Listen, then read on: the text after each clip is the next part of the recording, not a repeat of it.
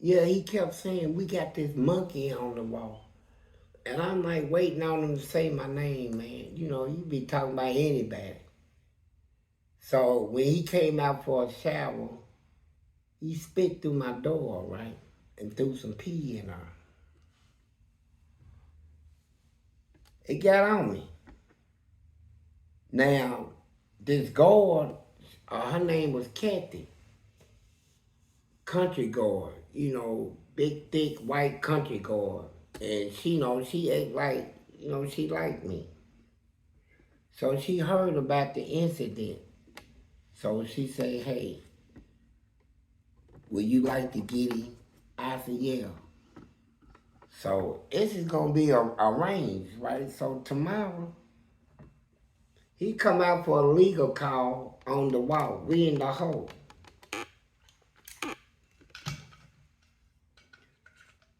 They open my door, I come out. So all the white guys holler, watch out, LA, watch out. So he ran to the mop bucket, steal my bucket and had a steel mop wrangle.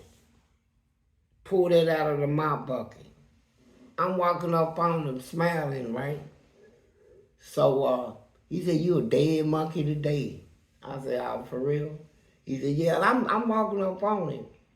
So when I get in range, I tilt out to him like that. You know, I always tilt out because when you swing, I'm going to go back. You know, you going to miss and I'm coming in while you getting ready to go back and I'm getting ready to connect, right? It's an easy way to hit somebody, right? And so when I got in that range, I tilted out, he swung, I went back and came in. Popped him. My ringer he dropped it, he hit the wall and all that. I said, here, go get that. Now all these white guys, these white guys that was killers, they looking through the door, get him, LA, get him. Get up, get him. He grabbed my ring again. And he pitched it from hand to hand like, what is he doing? You know, he watched too many movies or something, right? So I came up close to him like that, flinched at him. I flinched, and kept walking up on him, right? Because I know he getting ready to make his mistake, but he almost connected this time. So I said, man, stop playing with him. So this time when I hit him, my ring went down. I knocked him down. I went over and grabbed that mop wrangle. I beat him. I took that thing and I beat his legs, his arm, I broke his arm, all that shit. I beat him brutal. And then took my thing out in front of the white dudes in the penitentiary. Took my thing out and peed on him right there. And he's begging for his life and all that. So them guards is hollering, they shooting gas and all that on the wall. Get in your cell. They screaming, and I'm standing up peeing on him. Peeing in his face. The gas didn't bother you? No, I'm not gonna, hey, I got maced so many times in prison that when they run up in front of my cell, they say back up. You know, that's the weakest thing you can do is back up and let them handcuff you. I say, no, come on in. You know, y'all want to fight? Come on in. And so, when they pulled Mace out, he said, he's immune to it. Just open the door, let's go in. Okay, you still peeing on dude when they shoot the So I peed on, so I got going in my cell. They shoot them bags, boom, bah, bah, bah, bah, bah, bah. Thing hit me all in the back and all that stuff. I made it to my cell. What, you run? No, I walked. While they was hitting you? Yeah, they hit me in the shoulder and the side and the back and all this stuff, right? So I made it to the cell, man. So I went to the sink and turned the sink on, stuck something in there where the water keep running. Soaked the rag, pat my back and all that.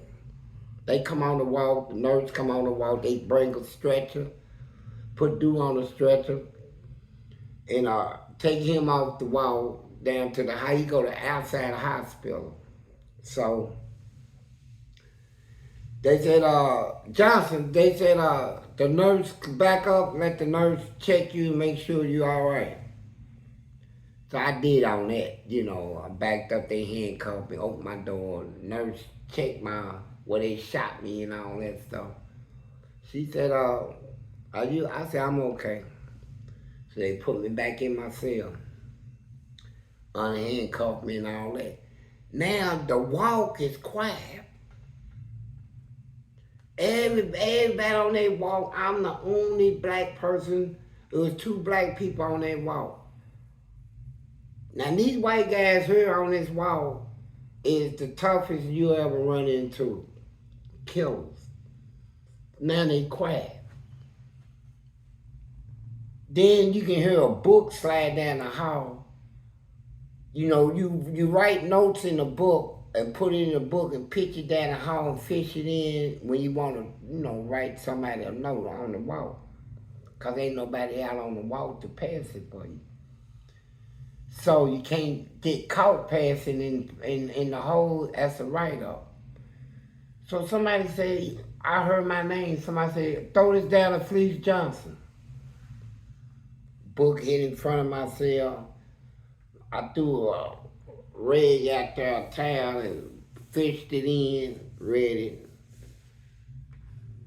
They said they ain't got no beef with me. They saw me whoop his punk. They leader.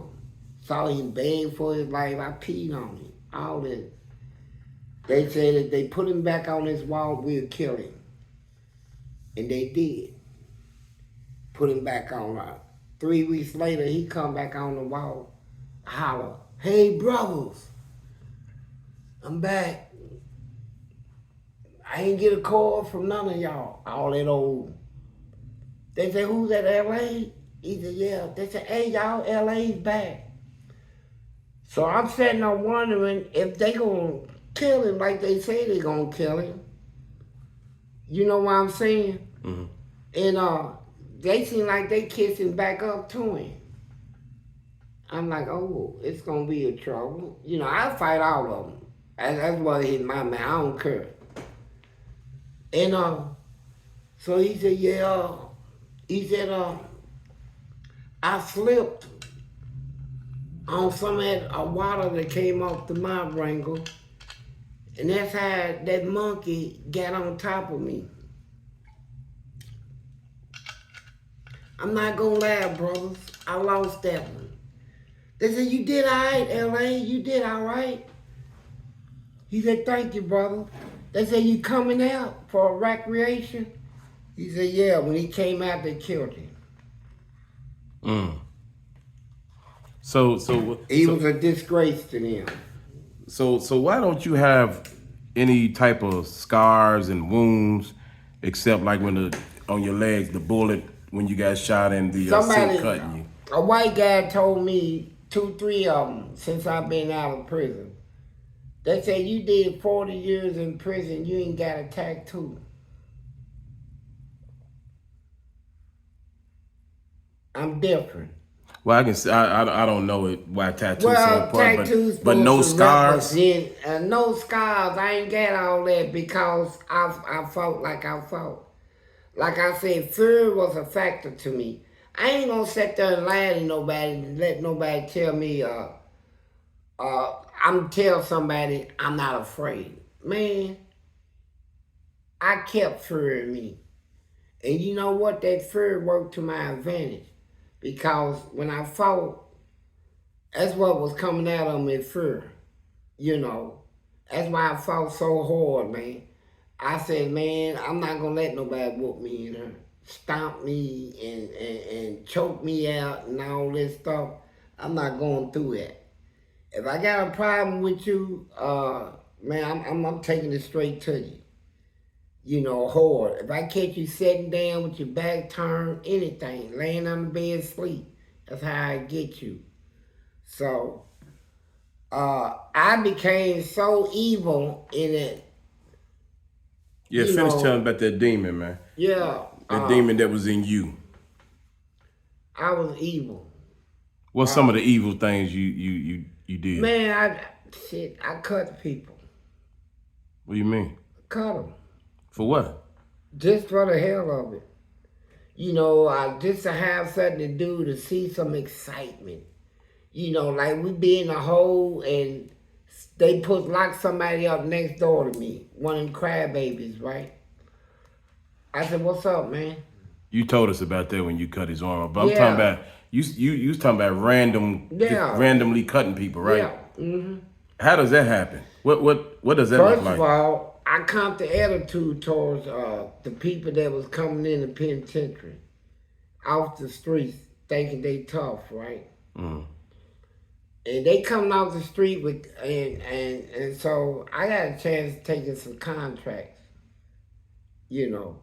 Well, you take I some what? mean contracts, For hire. for hire, yeah. Uh, it used to come to me, and No, for real, man. yeah, I am for real. Come straight to me, you know. You got people that come off the. I mean, people in prison, we ain't got nothing.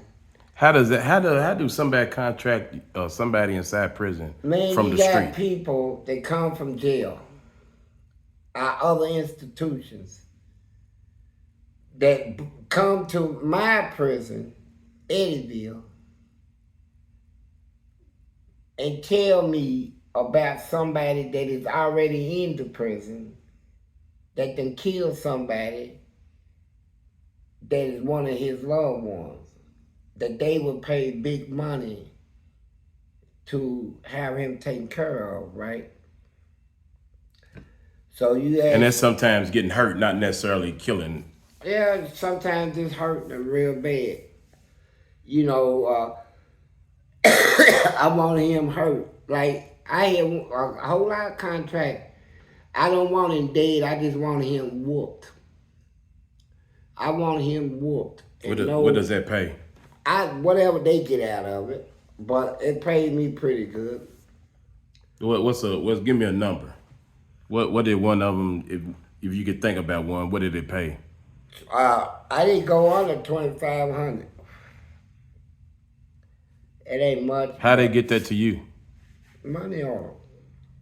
And you put that on your books? Put it on my book, and I mail it out and all that stuff. You know, the family and shit like that. And I'm telling you what. Why was they using you for a contract? Because they heard about me. My name traveled to all prisons. The way that I was fighting down there in the main prison, it traveled throughout the whole system. And they sent me to some of them prisons, and I came in, I turned it up. Doing things that inmates was afraid of, right? They was afraid to fight the guards. They was afraid to, I mean, you gonna let somebody put some crap on your like AIDS, when they brought Airmark in, they had brought in their team, and we come out for breakfast. They take a little scoop, ain't nothing but like 2 scoops of eggs in it, a little round scoop eggs like that, and they scrape it too, make sure. Put that on your tray.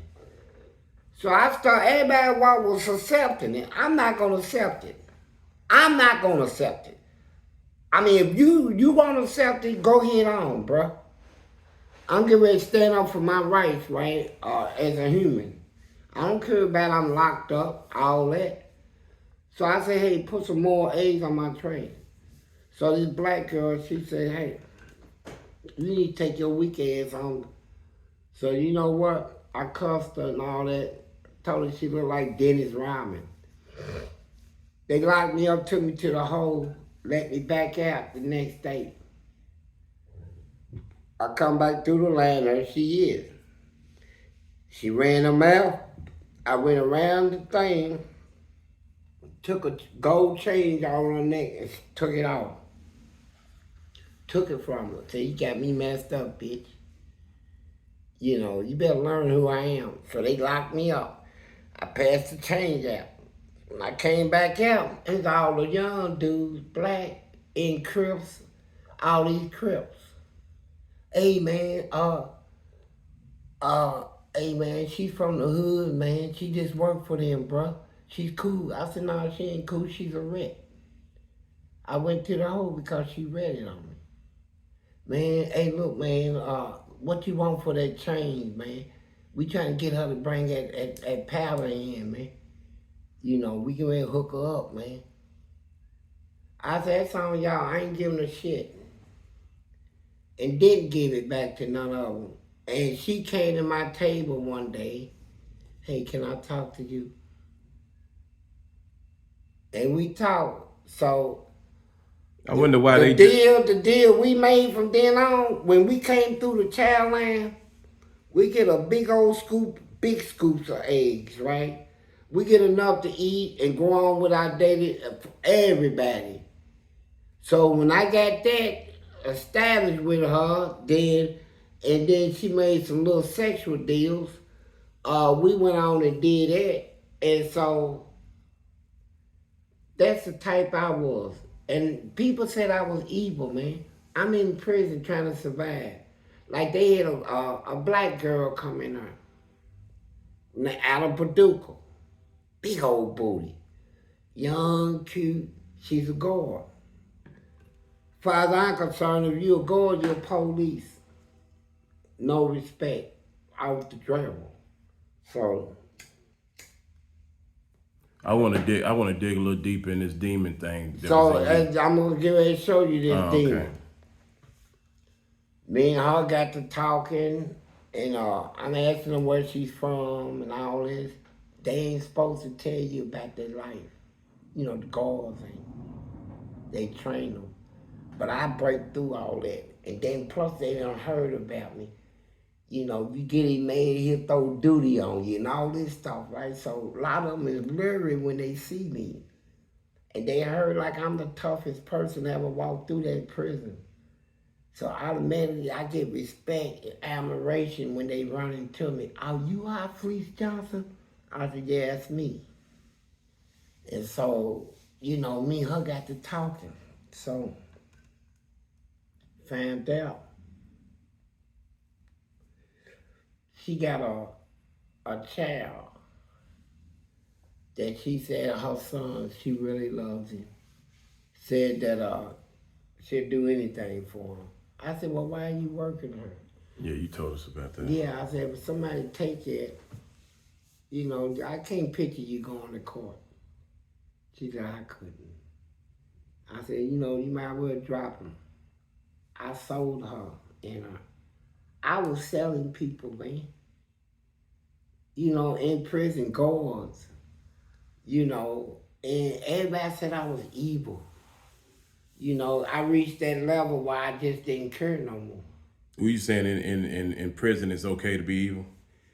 As far as I'm concerned, I'm in an evil house. I know where I'm at. You know, let society and everybody else try to make me believe that I'm in a big old grand hotel or something around some real decent people. Everybody in here is crazy. They in here for crazy stuff. They done killed people. They done did all kinds of stuff. Raped and robbed and murdered. You know, I'm just in here for robbery. You know, I'm in here because I got a bad attitude. You know, that I don't like the goals. I fight the goals, so they send me here to teach me a lesson. But I know what my society is. I wonder why they never sent you to the, what's it called, the ADX? The one in Colorado? Man, they couldn't send me. They tried to put me on the... Would nobody accept you? They wouldn't accept me because they said, look, we got inmates, we want to trade with you.